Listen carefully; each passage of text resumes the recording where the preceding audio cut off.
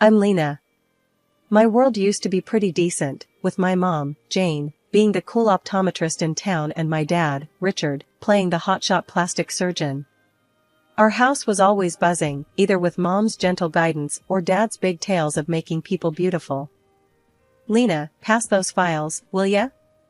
Mom would call out during her sessions at home. I loved being her sidekick, feeling kinda important in our little clinic world. Dad was another story. He'd breeze in, all charm and stories about his latest masterpiece surgeries. You know, beauty ain't just about what you see. Mom would hit back, trying to teach me something deeper. I didn't get all their jabs at each other, but I felt the chill in the air. Our dinners were a mix of medicine talk and Dad's bragging, till he started coming home late, the air thick with unsaid stuff. Late work again? Mom would dig, her voice sharp. Someone's gotta do the real work around here, Jane. Dad snapped one evening, colder than ever. Mom's face would tighten, but she kept her words locked up. Then, the storm hit. Dad had been messing around with his much younger assistant. The day he decided to bail, he packed up like he was just heading off to another conference, not leaving his whole life behind. Richard, how can you just walk out on us? Mom tried to fight, her voice all shaky. It's not you, it's me. Look after your mom, Lena, he said, barely glancing my way. His advice felt like a slap. Wasn't he supposed to be the one looking after us? What followed was a nightmare. Mom dove headfirst into a depression so bad, it felt like she'd vanished. We had to ditch our home for a cramped apartment, all 'cause Dad decided he wanted the house for himself and his new chick.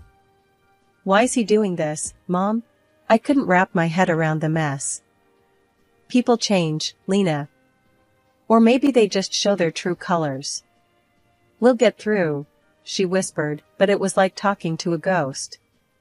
She was out of it, barely holding on. We were sinking fast, and then came my grandparents, throwing us a lifeline with all the love and backup we needed. Your mom's stronger than she knows, Lena. We'll help her back on her feet, Grandpa would say, him and Grandma standing like two pillars by our side. They never trash-talked Dad, but the lesson was clear, family's what you have when the world turns its back. Then came the final blow. Dad wanted the house, all for himself and his new family. Mom was too beaten down to fight, nearly letting him have it all. But then, my grandparents stepped in, guns blazing. They hired a lawyer who fought tooth and nail, managing to claw back half the house's value. That house got sold, and with that money, Mom could afford a small apartment for us. Life took a nosedive after Dad bolted. Mom, once vibrant and full of life, became a shell of herself. Our new digs? A cramped apartment that felt more like a box than a home. The shift from our comfortable life to this was like night to day, and not in a good way. Mom's clinic work dried up. She'd stare at the phone as if willing it to ring, but it sat silent, a mocking reminder of how far we'd fallen. The days she managed to drag herself to the clinic were victories, but they were few and far between. Lena, breakfast. She'd call out on her good days, her voice lacking its usual warmth. I knew those days. It meant she was trying, for me. I'd shuffle into the kitchen, finding her staring out the window, coffee untouched. You okay, Mom? I'd ask, even though I knew the answer. I'm fine, honey. Just tired. She'd lie, plastering on a weak smile that didn't reach her eyes. School became my escape. It was there I could pretend everything was normal, that my family wasn't crumbling. But kids talk, and it wasn't long before whispers of my dad's affair and our fall from grace reached my ears. Hey, Lena, heard your dad left 'cause he got tired of your mom. That true? Jack, a kid with too much mouth and too little sense, sneered one day. Shut it, Jack. You don't know anything. I'd snap back, fists clenched. I learned to fight with words, my tongue as sharp as any knife. At home, the silence was deafening. Mom and I, we were like two ghosts, passing each other in a fog of sadness. But then, Grandma and Grandpa stepped in. They were our rock, refusing to let us sink further. "Jane, you can't let this beat you. You're stronger than this," Grandpa would say, his voice firm yet filled with concern. "I know, Dad. It's just hard," Mom would respond, her voice a whisper, her spirit broken. "Hard? Life's always hard.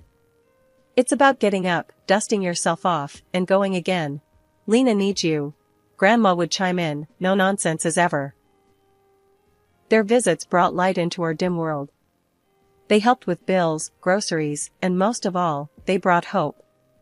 Hope that things could get better, that we weren't alone. "Lena, why don't you help me with this?" Grandma would say, handing me a recipe. Cooking became our therapy, a way to bridge the gap the silence had created. I watched Mom slowly, ever so slowly, start to come back to life. She began seeing patients again, her clinic's phone starting to ring with life. It was a slow climb, but we were making it, step by step. "You think you can handle school and helping me at the clinic?" Mom asked one day, her eyes holding a spark I hadn't seen in ages. "Yeah, Mom, I can. Let's do this," I said, my voice more confident than I felt. But I was ready to fight, ready to help us move forward. The struggles were real, but they made us stronger. The betrayal, the hurt, it was all part of our story, but it wasn't the end. It was just a chapter, one that taught us about resilience, about fighting back when life knocks you down. Then my grandparents died quietly one after the other. They left us a legacy, a bittersweet gift that propelled us into a new chapter. With it, Mom found the strength to open her own ophthalmology clinic. It was a fresh start, a chance to rebuild from the ashes of our past. "I'm thinking of naming it Visionary Futures," Mom announced one evening, her eyes shining with a mix of excitement and nervousness. "Sounds like a superhero base, not an eye clinic," I joked, trying to lighten the mood. Mom chuckled, shaking her head. "Maybe so, but it's about looking ahead, Lena. We're moving forward, not looking back." I helped set up the clinic, painting walls, assembling furniture, and sorting through endless boxes of medical supplies. It was hard work, but there was a sense of hope and purpose in the air that had been missing for too long. "Lena, can you help me with this?" Mom called out from the reception area. I walked over to find her struggling with the computer system we'd installed.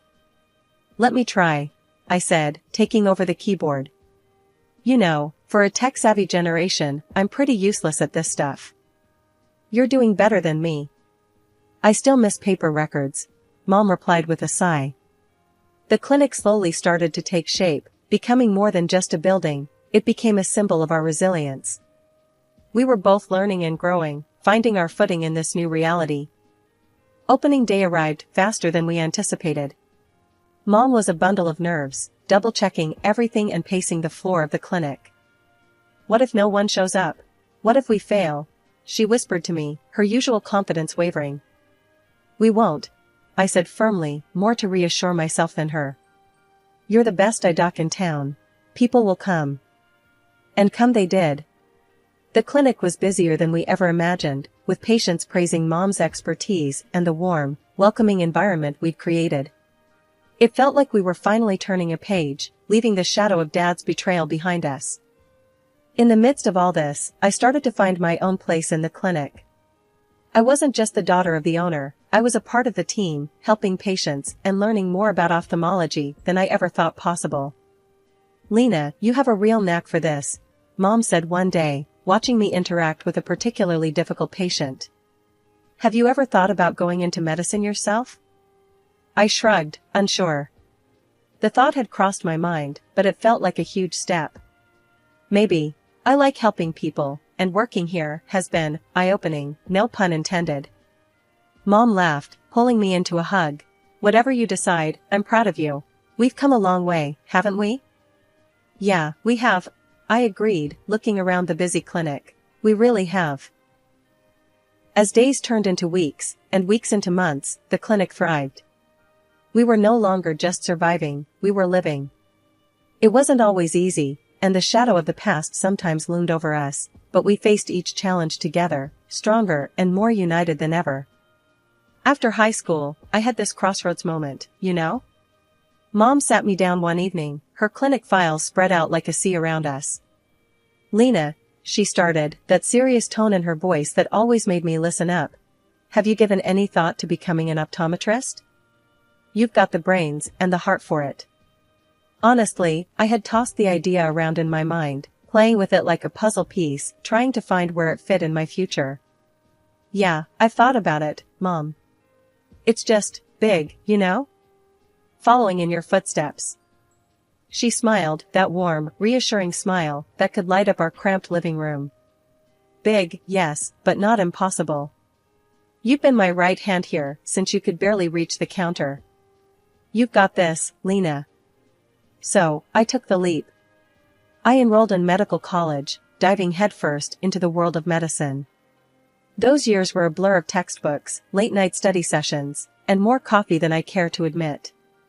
But I made it through, graduating with a sense of accomplishment that was both mine and a tribute to the path Mom had paved for me. I interned at her clinic, getting hands-on with everything from patient consultations to managing the inventory of lenses and frames. It was during this time I continued my medical education, never letting the dream of expanding our clinic fade into the background. Then came the International Ophthalmology Exhibition in our city. It was a big deal, and Mom had been buzzing about it for weeks. "Lena, this could be a game-changer for us," she'd said, her eyes sparkling with that familiar mix of excitement and determination. And she was right, but not just about the clinic. At the exhibition, I met Alex. He was there representing a major pharmaceutical company, and from the moment I saw him, it felt like someone had punched the air out of me. He had this easy charm, a smile that felt like it was just for me, and eyes that listened. We got to talking, first about the boring stuff, supply contracts, new drugs on the market, the usual. But then, the conversation drifted. He asked about my work at the clinic, about what it was like growing up in a family so dedicated to healthcare. "You really love it, huh? The clinic, I mean," he said, leaning in, genuinely interested. "Yeah, I do. It's more than just a job, you know? It's part of who I am," I replied, surprised at how easy it was to open up to him. He nodded, that smile never leaving his face. "I get that. It's the same for me. Passion drives us." Things moved fast after that. Alex started showing up at the clinic, under the pretense of official pharmaceutical business, but we both knew it was more. He'd bring coffee, we'd steal moments between patients to chat, and before I knew it, I was falling hard. One day, after the clinic had closed and we were alone, he turned to me, took my hands in his, and said, "Lena, I've never been more sure of anything in my life. I love you."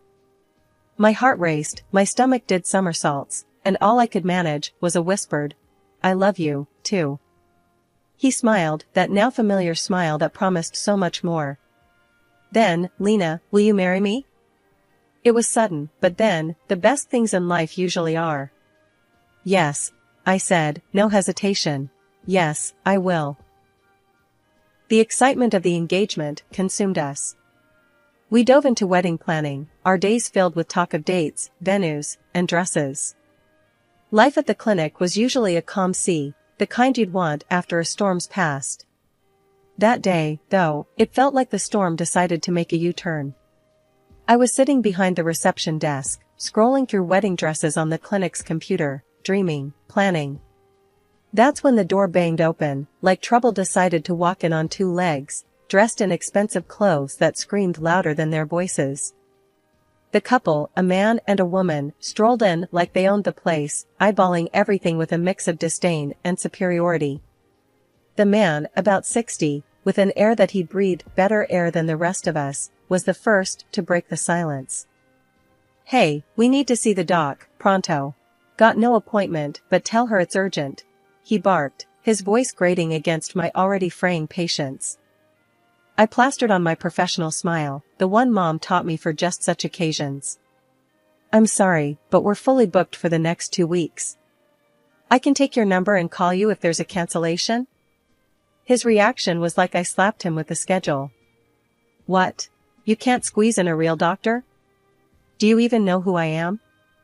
Before I could muster a response that wouldn't get me fired, his gaze landed on my computer screen. The smirk that crawled up his face was enough to make my skin crawl. Looking at wedding dresses on the job? And look at you, thinking someone would marry that? I felt my cheeks burn, not from embarrassment, but pure, boiling anger. Excuse me, but my personal time is none of your business. Now, if you don't have an appointment, I must ask you to leave. His laughter was like sandpaper to my ears. This is how you treat people here? No wonder this place looks like a dump.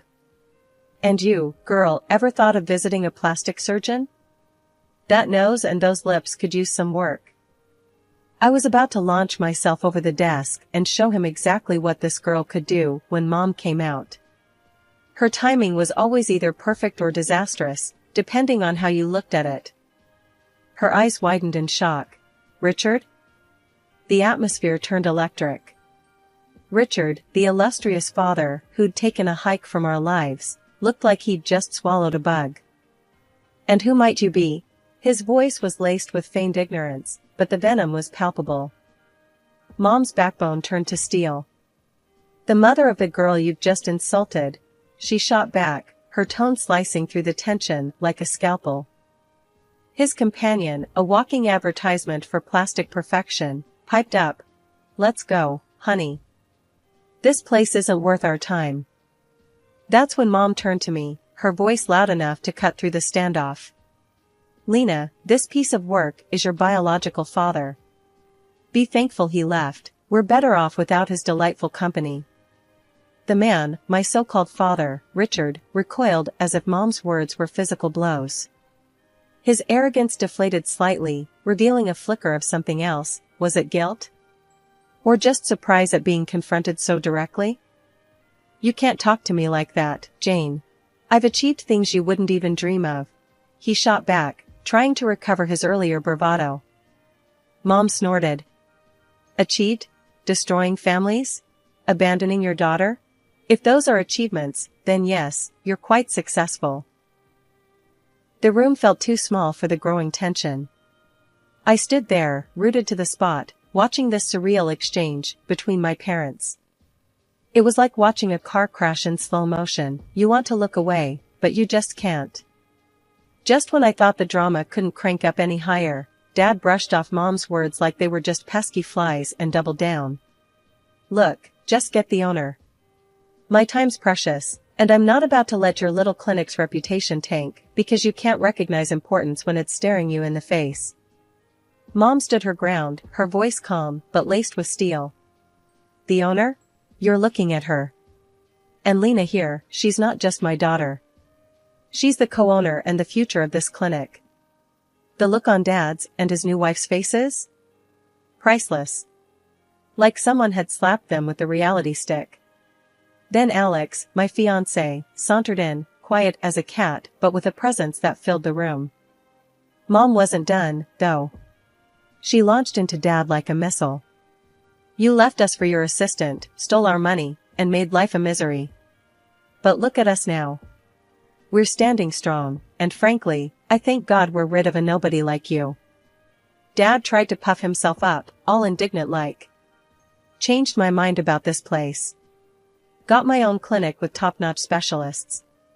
Just needed a quick consult while on the road, that's all. That's when Alex, bless him, chimed in. Your clinic? Aren't you the same guy who botched that surgery on the Hollywood star? Got your license yanked and left drowning in lawsuits? You could practically see the steam coming off Dad. His face went from red to ghost white. That's all lies. I'm well respected in my field. Alex didn't skip a beat. Respected? The only thing you're leading in is the race to the bottom. Bankrupt, tangled in legal troubles, and now this pathetic show? Not much of a legacy. Dad just soaked it all in, face getting redder with every word, until he couldn't take it anymore. That's a load of bull, he exploded, his voice cracking under the pressure. I'm a legend in plastic surgery. My hands work magic. He gestured dramatically towards his wife, as if she was his masterpiece exhibit. Mom, Alex, and I couldn't help but take a good look at her, and, well, let's just say it wasn't a pretty sight. The work he'd done was questionable at best. Seeing our reactions, Dad's wife lost it. She hurled insults at him like grenades, her voice sharp and cutting. "Bad doctor. Bankrupt. You're a disgrace." And with that, she stormed out, leaving a silence that echoed off the clinic walls. Dad, now alone and looking smaller than I'd ever seen him, slunk off after her without another word. It was like watching the end of a sad, twisted play. After my dad and his wife made their less than graceful exit, the clinic felt lighter somehow, like we'd just aired out a room that had been closed off for too long. Mom and I shared a look, a mix of relief and disbelief. Alex stood by the reception, a silent but solid support system. "Can you believe that just happened?" I broke the silence, still reeling from the encounter. Mom let out a laugh, the tension in her shoulders easing. "Believe it? I lived it. And honestly, Lena, I'm just glad it's over." Alex came over, putting an arm around me. "You both handled that brilliantly. If that was me, I don't think I could have kept my cool." I smiled, leaning into him. "We've had a bit of practice dealing with difficult patients, but he's on another level." "Yeah, well, he's gone now. And from what I've seen, he won't be back anytime soon," Alex added, ever the optimist. Mom nodded, her gaze thoughtful. "It's strange. For so long, the thought of facing him seemed like the ultimate showdown. Now that it's happened, it feels like, I don't know, like closing a book I've been reading for too long." "That's because we're on to the next chapter," I said, feeling a surge of hope. "And this time, we're writing it on our terms." As the day wound down, I found myself staring at the door Dad had walked out of. It was just a door, but it felt symbolic, like the barrier between our past and our future. "Thinking about locking that door and throwing away the key?" Alex joked, coming up beside me. "Something like that," I admitted. "But more about all the doors that are still open for us." Mom joined us, her arm linking with mine. "He may have left a shadow here once, but we're the ones who choose what fills this place now. Love, care, and a whole lot of hard work." "Yeah, and a no jerks allowed policy," I added, earning a chuckle from both of them. As we locked up the clinic that evening, the sunset painted the sky in hues of hope and promise. The departure of shadows wasn't just about Dad leaving, it was about us stepping out from under the weight of his influence, ready to face the light of a new day. A few months down the line, the wedding bells were ringing. Me and Alex tied the knot in this cozy little ceremony. Just a bunch of our relatives and close friends, the kind of people who'd been there through thick and thin. Dad? He was nowhere in sight, which suited me just fine. The day was perfect without his shadow looming over us. Chatting with some of the docs we knew, the gossip mills were churning. Turns out Dad had crashed and burned, big time. Debts up to his eyeballs, and his last bit of property snatched away to cover some of them. And the cherry on top?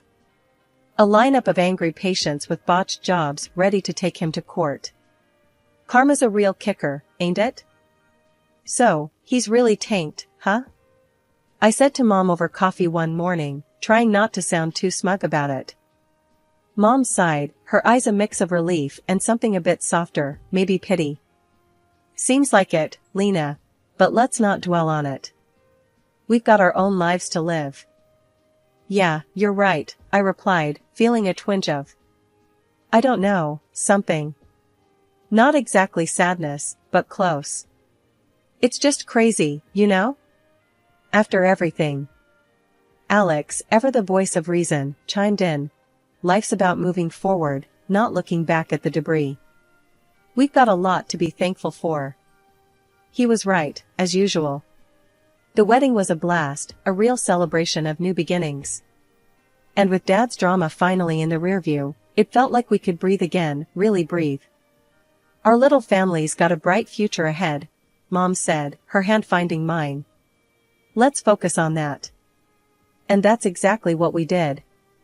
The clinic thrived, our marriage was full of love and laughter, and the shadow of Dad's legacy faded into nothing more than a bad memory. We were building something new, something ours, and nothing could drag us down. Looking back, I wouldn't change a thing. The hardships, the battles, they made us who we are. And standing there, with my mom and Alex by my side, I knew we were unbreakable. The past was just that, the past. Our eyes were set on the horizon, eager for the dawn of our new day.